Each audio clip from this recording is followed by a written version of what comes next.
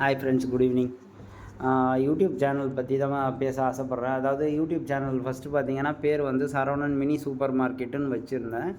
அதுக்கப்புறம் இப்போ ஒரு 1.5 மந்த் ஆகுது சரவணன் பாலிக்லாட்டுன்னு மாற்றிருக்கேன் சேனல் நேமு. ஆக்சுவலி அந்த பாலிக்லாட்டுன்றது என்னென்னா 3 லாங்குவேஜஸ்க்கு மேலே தெரிஞ்சவங்களுக்கு பாலிக்லாட்டுன்னு சொல்லுவாங்க. எனக்கு 7 லாங்குவேஜஸ் தெரியும். அதனால வந்து நான் சரவணன் பாலிக்லாட்டுன்னு சேனல் பேர் மாற்றிருக்கேன்.